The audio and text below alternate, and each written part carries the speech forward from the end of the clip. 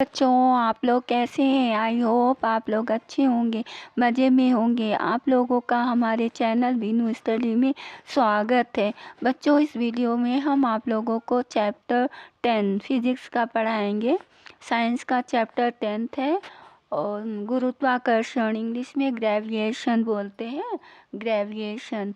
चलिए चलते हैं गुरुत्वाकर्षण के बारे में जानने। परिभाषा: न्यूटन के अनुसार विश्व के सभी पिंड एक दूसरे को आकर्षित करते हैं।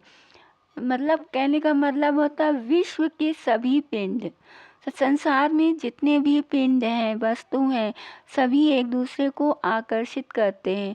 वस्तुओं के बीच यह आकर्षण बल गुरुत्वाकर्षण बल कहलाता है। दो वस्तु है, ये ए है, ये बी है। जितना बल ये इस पर लगाएगा उतना ही बल इसी के भी लगाएगा। दोनों एक दूसरे को खींचते हैं अपनी ओर। दोनों एक दूसरे को खींचते हैं।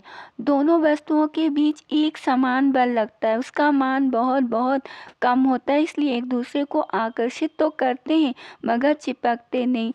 अब हमारे सामने बहुत सी वस्तु रखी है, ये कॉपी है, ये डायरी है, ये मोबाइल है, ये सब चीज़ है। सभी एक दूसरे को खींच रहे हैं अपनी ओर, लेकिन इतना बल नहीं होता है, इतना खिंचाव नहीं होता कि एक दूसरे से चिपक जाए। सभी अपने अपने स्थान पर रहते हैं बच्चों। हाँ हाँ, एक दूसरे को आकर्षित तो करते हैं, चिपकते नहीं हैं। अब आते हैं इस पर, ये अर्थ है, ये मून है। हाँ, मून जो है, चंद्रमा जो है, पृथ्वी के चारों ओर चक्कर लगाता है, चारों ओर चक्कर लगाता है। तो अब एक ये चंद्रमा है, दूसरे ये अर्थ है, पृथ्वी है। तो जितना बल जो है ये पृथ्वी पर लगाएगा उतना पृथ्वी भी उस पर लगाएगी।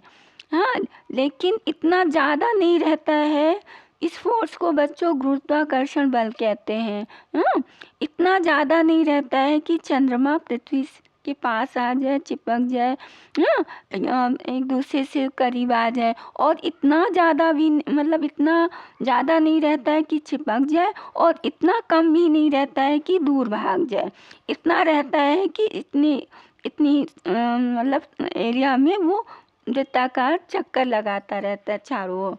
ठीक है बच्चों, इन दोनों के बीच लगने वाले बल को ही गुरुत्वाकर्षण बल कहते हैं।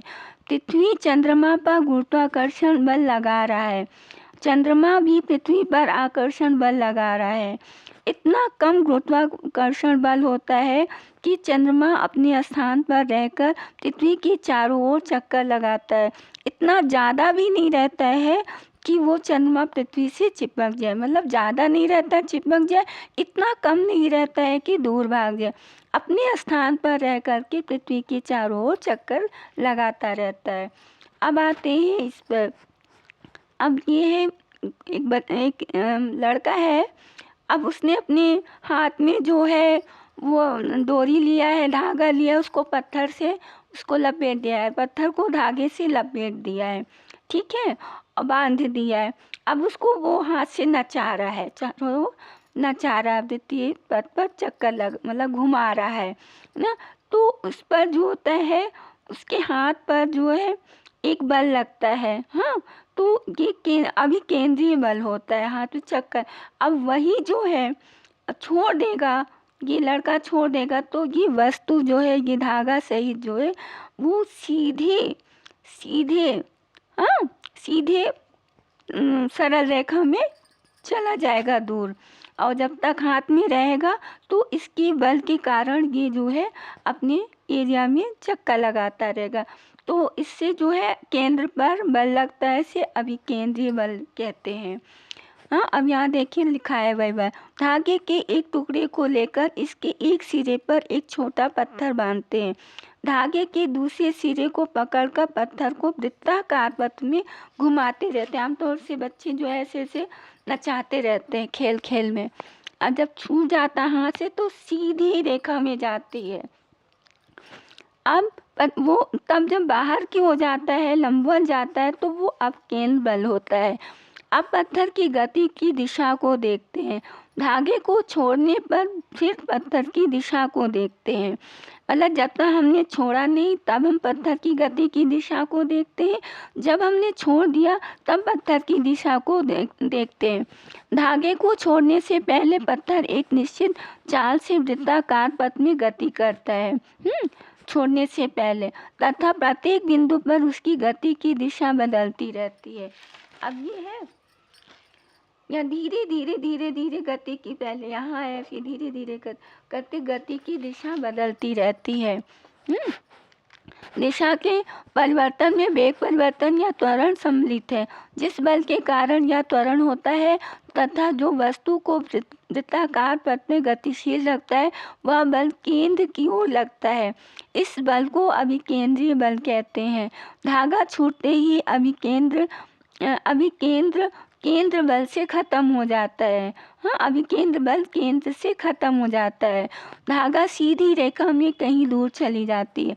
वृत्ताकार पथ में केंद्र की ओर लगने वाले बल को अभिकेंद्रीय बल कहते हैं। पृथ्वी सूर्य की चक्कर भी लगाती है, इसमें भी अभिकेंद्रीय बल लगता है। अब केंद्रीय बल क्या होता है? अभी तक तो हमने जाना अभिकेंद्रीय बल, अब हम जानेंगे अपकेंद्रीय बल। अब ये मिक्सी है, जार है, ये नीचे ये है ग्राइंडर लगा होता है, चलती रहती है, ऑन कर देते हैं चलती रहती है। तो हम देखते हैं कि मटेरियल जो है कुछ यहाँ पर चिपक जाते हैं बहुत ज़्यादा मात्रा में केंद्र की ओर और कुछ बाहर की ओर चिपक जाते हैं, तो यही अपकेंद्र बल होता है। बाहर की ओर जब लगता है तो अपकेंद्र बल हो जाता है। और गुरुत्वाकर्षण का सार्वत्रिक नियम पर आते हैं। दो वस्तुओं के बीच लगने वाला आकर्षण बल उनके द्रव्यमान के गुणनफल के समानुपाती या अनुक्रमानुपाती होता है। दो वस्तुओं के बीच जो लगता है आकर्षण बल उनके जो दोनों वस्तुओं के जो द्रव्यमान है उनके गुणनफल के समानुपाती होता है। इसको अनुक्रमानुपाती भी कहते हैं। और उनके बीच की दूरी के वर्ग का व्युत्क्रमानुपाती होता है। बल की दिशा दोनों पिंडों के केंद्रों को मिलाने वाली रेखा की अनुदिश होती है। अब ये है एक वस्तु है, ये दूसरी वस्तु है।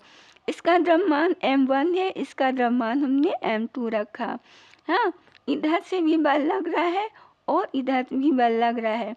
यहाँ से केंद्र से और केंद्र की दूरी केंद्र से इस वस्तु के केंद्र से इस वस्तु के केंद्र को हम d कहते हैं, ये दूरी है। दोनों पिंडों के बीच लगने वाला उनके द्रव्यमानों के गुणनफल के समानुपाती होता है। जैसे ये है ए वस्तु है, और ये जो है मतलब ये समानुपाती है b/d। ये दूसरी वस्तु है।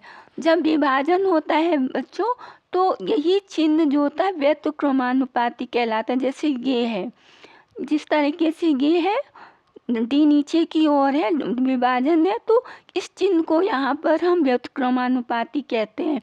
वही जब गुणनफल हो जाता है तो यही चिन्ह को हम समानुपाती या अनुक्रमानुपाती कहते हैं। इस चीज़ को समझ लीजिएगा। अब आता है ये एफ अनुक्रमानुपाती m1 m2। ये एक वस्तु का द्रव्यमान है, ये दूसरी वस्तु का द्रव्यमान है। तो ये दोनों के बीच लगने वाला आकर्षण बल जो होता है इन दोनों वस्तुओं के द्रव्यमानों के अनुक्रमानुपाती होता है। ठीक है, जब ये बढ़ेगा तो ये भी बढ़ेगा, द्रव्यमान बढ़ेगा तो पिंडों के बीच गुरुत्वाकर्षण भी बढ़ जाएगा।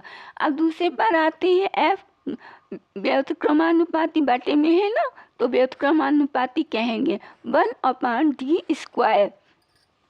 यहाँ पर ये चिन्ह जो है व्युत्क्रमानुपाती। दोनों पिंडों के बीच दूरी के कम होने से उनके बीच गुरुत्वाकर्षण बढ़ेगा। जब ये बढ़ेगा दूरी कम होगी तो ये गुरुत्वाकर्षण बल अधिक होगा। स्वाभाविक है, जब दूरी कम हो जाएगी तो आकर्षण बल बढ़ेगा।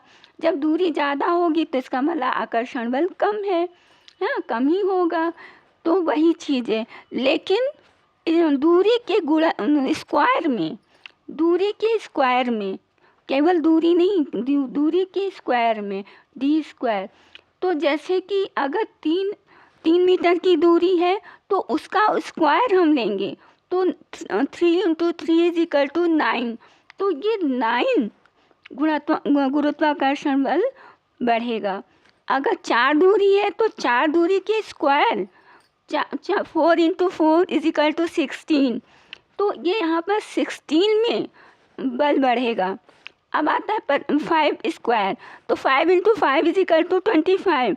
तो 25 की उसमें जो है बल बढ़ेगा। समझ में आ गया? ये समझना ज़रूरी है बच्चों। दूरी कम होगा तो गुरुत्व बल भी बढ़ेगा, जाहिर सी बात है। जब दूरी कम है तो इसमें आकर्षण बल कम है, तभी दूरी कम है।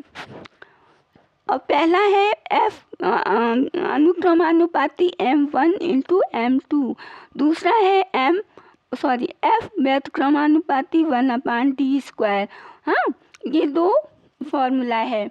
दोनों को मिलाने पर हम ऐसे भी लिख सकते हैं F व्युत्क्रमानुपाती m1 × m2/d²।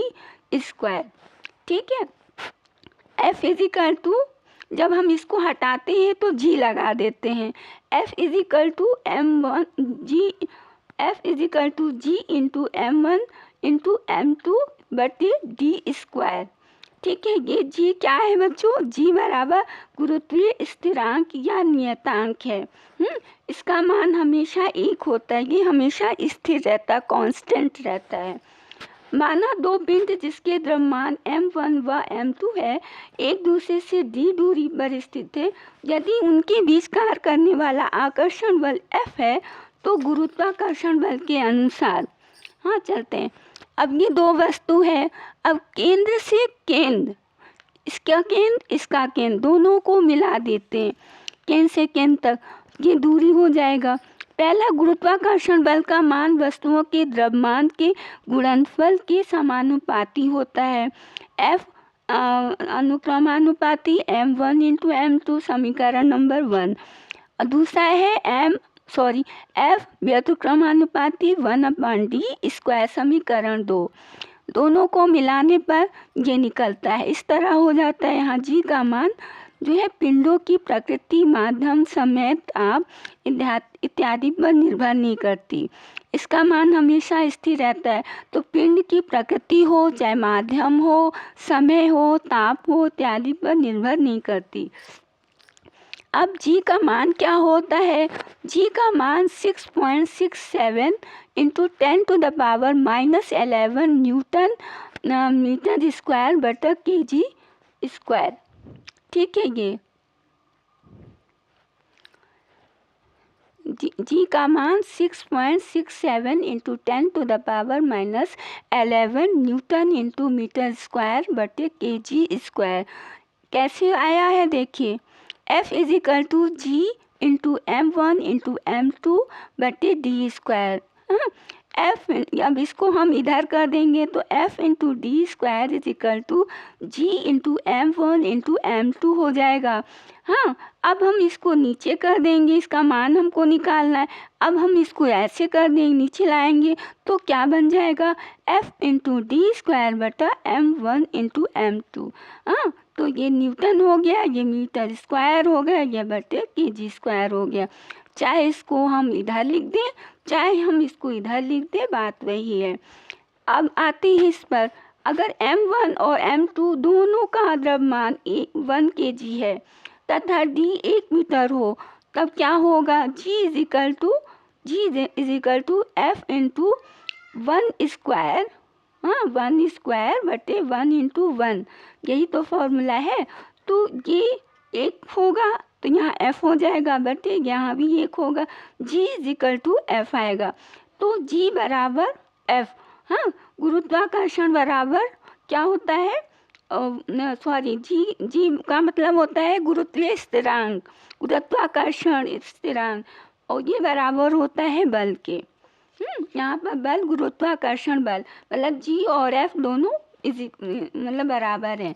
अब आते हैं जी का आंकिक मान। हेनरी कैवेंडिश ने सार्वत्रिक गुरुत्वाकर्षण नियतांक जी का मान 6.67 इंटू 10⁻⁻11 न्यूटन मीटर स्क्वायर बटे kg स्क्वायर ज्ञात किया। बच्चों एक बात जानना है कि ये जी जो है सभी संसार के सभी वस्तुओं पर एक जैसा होता है, इसीलिए क्या कहा जाता है, सार्वत्रिक गुरुत्वाकर्षण का सार्वत्रिक नियम। हाँ, या स्थिरांक अगर इकाई है, इकाई भी कह सकते हैं, स्थिरांक को नियतांक भी कह सकते हैं, ये एक ही बात है। जब एकांक द्रव्यमान वाले दो पिंड एक दूसरे से एकांक दूरी पर स्थिर हों तो उनके मध्य लगने वाले गुरुत्वाकर्षण बल गुरुत्वीय नियतांक के तुल्य होता है। जब अगर वो दूरी है सब एक मतलब इकाई में है, एकांक है, तो गुरुत्वीय नियतांक जो है गुरुत्वाकर्षण बल के बराबर होता है, दोनों एक ही होता है। यह नियम संसार की सभी वस्तुओं पर लागू होता है। देखिए ये लिखा हुआ है, यह नियम संसार के सभी वस्तुओं पर लागू होता है, ये नहीं किसी एक पर। अतः इस नियम को गुरुत्वाकर्षण का सार्वत्रिक नियम कहते हैं। ठीक है बच्चों, मात्रक क्या होता है हमने पहले ही बता दिया है, G = F × d स्क्वायर बटे m1 × m2। हाँ, ये हो गया न्यूटन m स्क्वायर बटे kg स्क्वायर। ठीक है बच्चों, ये हो गया। आई होप अच्छे से समझ में आ गया होगा। अब आते हैं मुक्त पतन। मुक्त पतन क्या होता है? अब जो होता है, अब किसी वस्तु को हम ऊपर से यहाँ पर जो है जो स्थिर है हम नीचे की ओर फेंक देते हैं बच्चों। तो नीचे की ओर जब गिरता है और उसको हम मतलब अपने आप वो गिरता है, उस पर हमने कोई प्रेशर नहीं डाला, वो ऐसे गिर गया और उसको कहते हैं मुक्त पतन। उस पर ना हम कोई जोर दिया गया ना कोई बल लगाया गया। जब कोई वस्तु पृथ्वी के आकर्षण बल के कारण, ओनली पृथ्वी के आकर्षण बल के कारण पृथ्वी की ओर गिरती है तो इसे मुक्त पतन कहते हैं। हाँ, मतलब जब कोई वस्तु पृथ्वी के आकर्षण बल के कारण पृथ्वी की ओर गिरती है तो इसे मुक्त पतन कहते हैं। मुक्त पतन में गिरती हुई वस्तु के गुण। हाँ, यहाँ देखिए, गिरते समय वस्तुओं की गति की दिशा में कोई परिवर्तन नहीं होता। जब हम ऊपर से नीचे की ओर मतलब छोड़ देते हैं किसी वस्तु को, कोई बल नहीं लगता, तो वो देखते हैं सीधी रेखा में चलती है और पृथ्वी की ओर गिरती है। दूसरा है, पृथ्वी के आकर्षण बल के कारण वेग के परिमाण में परिवर्तन होता है। पहले शुरुआत में यू क्या था, प्रारंभिक वेग क्या था, 0 था। जिस जगह से हम छोड़ते हैं किसी वस्तु को वो उसका प्रारंभिक वेग होता है, यानी u = 0 होता है। जब वो चलना शुरू होती है, नीचे की ओर आती है, तो वेग में परिवर्तन होता है। जब पृथ्वी पर गिर जाती है तो v = 0। अंतिम वेग v होता है, उसका कोई ना कोई मान होता है, सॉरी 0 बोल दिया, उसका कोई ना कोई मान होता है, कुछ ना कुछ तो होता ही है। तो वही चीज़ है। अब तीसरा है, वेग में कोई भी परिवर्तन त्वरण को उत्पन्न करता है। जाहिर सी बात है, जब वेग में परिवर्तन हो रहा है तो त्वरण भी उत्पन्न हो रहा है। समय के साथ वेग परिवर्तन की दर को त्वरण कहते हैं। एक समय पहले जो है यहाँ पर था और 4 मिनट के बाद ये इधर आ गया, तो वही समय के साथ उसमें वेग में परिवर्तन हुआ। एक परिवर्तन की दर को ही त्वरण कहते हैं। यह त्वरण पृथ्वी के गुरुत्वीय बल के कारण है। ये जो त्वरण उत्पन्न हो रहा है पृथ्वी के गुरुत्वीय त्वरण के कारण होता है। हाँ, इसलिए इसको हम जी से प्रकट करते, जी से दर्शाते, ए नहीं लिखते हैं जी। जिस त्वरण में पृथ्वी का आकर्षण बल है तो वो से हम जी से दर्शाते हैं। यहाँ पर देखिए बच्चों, ऊपर से हम ऊपर की ओर स्थिर है, हम u = 0 हम गिरा देते, छोड़ देते हैं, तो यहाँ आ जाता है पृथ्वी तल पर, तो v = कुछ ना कुछ तो होगा। ऊपर से नीचे आने पर वेग बढ़ेगा ही। अब हम यहाँ नीचे हाथ में बॉल लिए हैं, अब यहाँ पर u = जो है 0 है, ये प्रारंभिक वेग होगा जब हम हाथ में लेते हैं ऊपर की ओर फेंकते हैं। तो जब ऊपर की हो जाएगा तो v कुछ ना कुछ तो होगा, सॉरी, हाँ नहीं सही है। यहाँ पर जब हम फेंक देते हैं नीचे की ओर स्थिर है, यू कुछ ना कुछ होगा। जब हम उसको फेंक रहे हैं, ऊपर की ओर फेंक रहे हैं, तो यू जो है ये वी जो है जीरो हो जाता है। यहाँ आकर के वो चीज़ रुक जाती है। जब ऊपर फेंकते हैं तो एक समय के बाद वो चीज़ रुक जाती है और वहाँ से नीचे की ओर आ जाती है। तो वही चीज़ है कि v बराबर 0, और यहाँ से हमने वेग डाला है, फोर्स डाला है, ऊपर की ओर फेंका है, तो u बराबर कुछ ना कुछ होगा। ये ऐसे है बच्चों। जब ऊपर की ओर हम बॉल को फेंकते हैं तो हम देखते हैं कि बॉल एक दूरी तक वो स्थिर हो जाती है, फिर वहाँ से नीचे की ओर गिरती है। लेकिन हम बॉल को नीचे से फेंक रहे हैं तो मतलब उसे वेग दे रहे हैं, हाँ उस पर वेग दे रहे हैं, तो ये तुरंत u बराबर कुछ ना कुछ होगा। लेकिन जब ऊपर जाती वो स्थिर हो जाती, वहाँ पर वेग शून्य हो जाता है। अब आते हैं गुरुत्वीय बल या आकर्षण बल, जिससे पृथ्वी किसी वस्तु को अपने केंद्र की ओर खींचती है।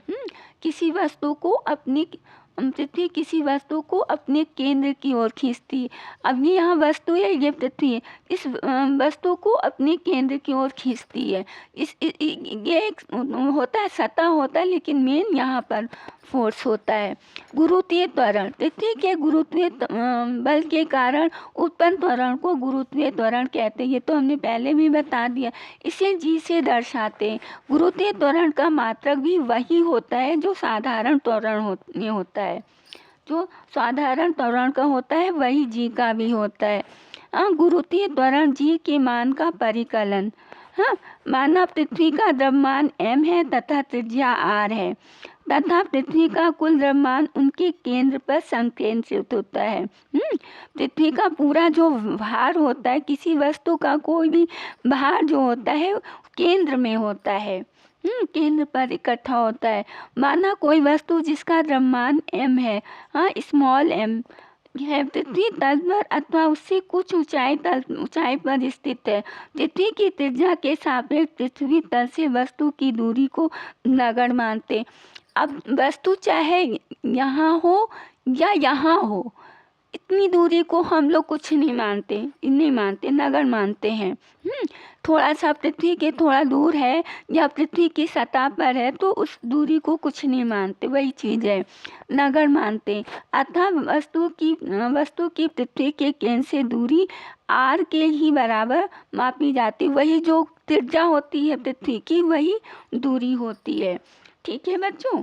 गुरुत्वाकर्षण के नियमानुसार पृथ्वी द्वारा वस्तु पर लगाया गया गुरुत्व बल, तो F = G × M, ये पृथ्वी का है, ये वस्तु का है, × M। चाहे इसको हम M1 लिख दें या M2 लिख दें, कोई बात नहीं, बटे r²। r इसलिए किया गया वही दूरी है। थोड़ा सा ऊपर होता है तो वो दूरी को माना ही नहीं जाता, त्रिज्या के बराबर ही दूरी कहा जाता है, तो हमने d की जगह r लिख दिया है। r वस्तु की केंद्र, पृथ्वी के केंद्र से दूरी है, जितना उसकी त्रिज्या होती है वही उसकी दूरी होती है, तो r हमने लिख दिया, d भी लिख सकते हैं।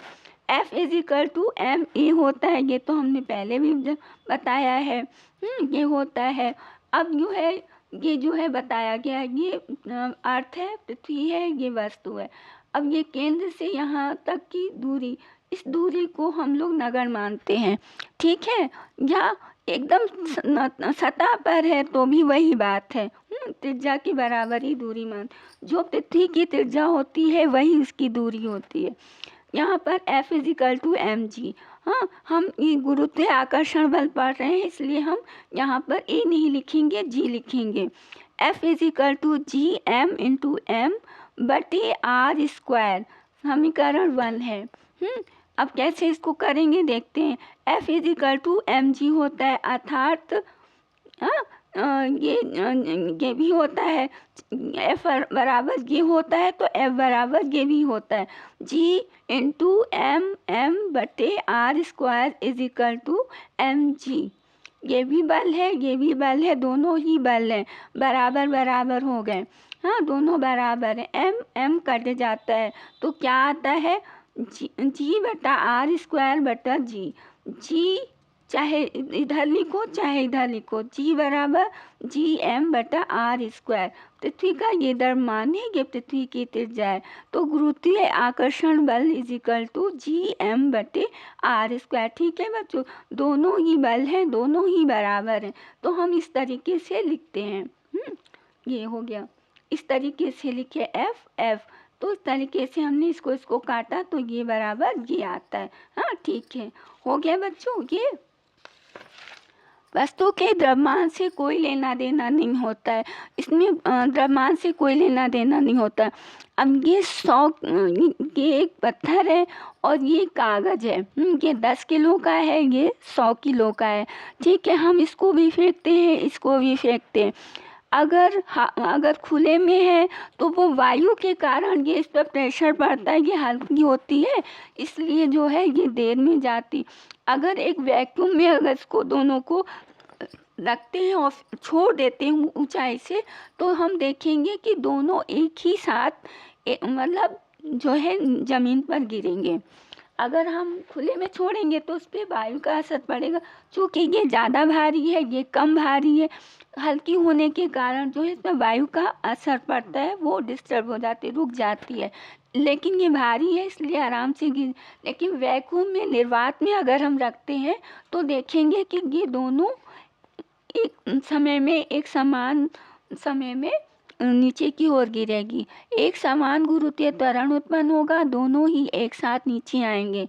वस्तु के द्रव्यमान से कोई मतलब नहीं होता, बल F के कारण ही वस्तु में गुरुत्वीय त्वरण G उत्पन्न होता है, केवल बल के कारण ही होता है। न्यूटन के गति के द्वितीय नियम के अनुसार बल इजिकल टू द्रव्यमान इंटू त्वरण, F equal to m into G. समीकरण नंबर 1, इधर F equal to G into m/r²। समीकरण 2, समीकरण 1 और 2 दोनों में बल का मान समान है। दोनों में बल का मान समान है। अब वही चीज़ें हमने कैलकुलेट तो करा ही दिया था। अब वही चीज़ें, इधर mg हो गया, ये बराबर हो गया, ये f है, f कट जाएगा, g इक्वल टू वही चीज़ है। तो g बराबर क्या होता है, g का मान क्या होता है 6.7 इंटू 10⁻⁻11 न्यूटन मीटर स्क्वायर बटे kg²। ठीक है, हाँ ये हो गया। इसका मान क्या होता है, g का मान क्या होता है 6.7 इंटू 10⁻⁻11 न्यूटन मीटर स्क्वायर बटा kg²। अब आते हैं, हाँ पृथ्वी का द्रव्यमान कितना होता है ये याद करने वाली बात है। 6 इंटू 10⁻24 kg। पृथ्वी की त्रिज्या कितनी होती है 6.4 इंटू 10⁻6 मीटर। इनकी त्रिज्या होती है। दोनों का मान समीकरण 3 में रखने पर, इसमें हम रखते हैं, ये समीकरण 3 है, इसमें हम रखते हैं। तो g का मान क्या होता है, ये होता है, हमने रख दिया। पृथ्वी का द्रव्यमान कितना होता है, ये हमने यहाँ रख दिया, सॉरी इंटू ये, हाँ इंटू ये। अब बटे, अब पृथ्वी की त्रिज्या कितनी होती है, ये स्क्वायर में किया, यहाँ स्क्वायर है, तो कैलकुलेट करने पर बच्चों 9.8 मीटर प्रति सेकंड स्क्वायर आता है। ठीक है, और पृथ्वी के गुरुत्वीय त्वरण बराबर 9.8 मीटर स्क्वायर होता है। ठीक है, अब एक चीज़ और ध्यान देने वाली बच्चों बातें हैं। पृथ्वी जो होती है ध्रुव पर चपटी होती है, हाँ ध्रुव पर चपटी होती है, और विषुवत रेखा पे पूरी तरह गोलाई में होती है। अब जो है यहाँ पर जो वस्तु यहाँ रहेगी तो इसकी त्रिज्या जो है, इसकी दूरी जो है कम होगी, बशर्ते यहाँ पर ज़्यादा होगी। ठीक है बच्चों, यहाँ पर भी ज़्यादा होगी, यहाँ पर भी ज़्यादा होगी, ये लिखा हुआ है। ध्रुव पर चपटा होने के कारण वस्तु की पृथ्वी के केंद्र से दूरी या त्रिज्या कम होता है। विषुवत रेखा पर दूरी गोलाई होने के कारण पूरी तरह से गोला होता है। वस्तु की पृथ्वी के केंद्र से दूरी या त्रिज्या ज़्यादा होती है। ठीक है, जी का मान आर पर निर्भर नहीं करती, आर पर कोई निर्भर नहीं करता। हाँ, जी का मान आर पर, त्रिज्या पर निर्भर नहीं करता, दोनों में व्युत्क्रमाती संबंध है। हाँ, ये बढ़ेगा तो ये भी बढ़ेगा। हाँ, जी का मान आर पर निर्भर, सॉरी गलत बोल दिए थे, जी का मान आर पर निर्भर करता है। हाँ, जी का मान आर पर निर्भर करता है, दोनों में व्युत्क्रमानुपाती संबंध है। जी इज इक्वल टू ये small g is equal to g m बटे आर स्क्वायर। ये जब बटे में होता है तो मतलब ये बढ़ेगा तो ये घटेगा, ऐसी बातें होती है। जी बराबर 1 मान लेते हैं, एम बराबर 1 मान लेते हैं, तो यहाँ पर 1 लिखेंगे, 1 लिखेंगे, यहाँ पर 1 लिखेंगे, तो क्या हो जाएगा, जी का मान सभी जगह एक समान नहीं होता है। पृथ्वी का जी का पृथ्वी की त्रिज्या पर निर्भर करता है, अतः चपटी होने के कारण ध्रुव पर जी का मान अधिक व विषुवत मतलब भूमध्य रेखा पर जी का मान कम होता है। अब आर है, ये जी है, तो ये कम होगा तो ये बढ़ेगा ध्रुव पर। हाँ, और जब अगर त्रिज्या दूरी जो है कम होगी तो गुरुत्वाकर्षण बल तो बढ़ेगा ही ना, त्वरण बढ़ेगा ही ना, ये चीज़ें आकर्षण बल बढ़ेगा ही, तो वही त्वरण भी होगा। ये बढ़ेगा तो ये कम होगा, जब ये कम होगा तो ये ज़्यादा होगा। हाँ, त्वरण जो है गुरुत्वाकर्षण जी जो है कम होगा तो ये ज़्यादा हो जाएगा। एक समान त्वरित गति के सभी समीकरण में त्वरण ए के स्थान पे जी रखने पर भी मान वही रहेंगे। अगर हम जो है एक समान त्वरित गति के जितने भी समीकरण है, गति के जितने भी समीकरण अगर हम एक ही जगह जी लगा देते हैं तो उसकी वैल्यू वैसी ही रहेगी। अब गति के समीकरण कितने हैं, 3 है। v is equal to u plus g t, हाँ पहला तो हम इसकी जगह पर इस तरीके एक ही जगह पर हमने जी लगा दिया। इस गति के पहला नियम है v is equal to u plus a t, तो एक ही जगह हमने जी लगा दिया है, ठीक है। और दूसरा है s is equal to u t plus half g t, ये समीकरण है s is equal to u t plus half a t square, तो हमने एक ही जगह जी लगा दिया। ये दूरी है बच्चों, इसको हम d से भी लिख सकते हैं। हाँ, अब तीसरा समीकरण गति के होते हैं v is equal to v square is equal to u square plus 2g है। होता ये है v is equal to v square is equal to u square plus ये ए एस है, तो यहाँ पर हमने एक ही जगह जी लगा दिया। V square is equal to u square plus 2gS, हमने एक ही जगह एस लगा दिए, सब बराबर होता है, कोई अंतर नहीं। अब बच्चों अगली वीडियो में हम द्रव्यमान एवं भार के बारे में बताएंगे, ठीक है बच्चों। वीडियो अच्छी लगेगी तो लाइक कीजिएगा, सब्सक्राइब कीजिएगा, बेल आइकन को प्रेस करना मत भूलिएगा। Thank you watching this.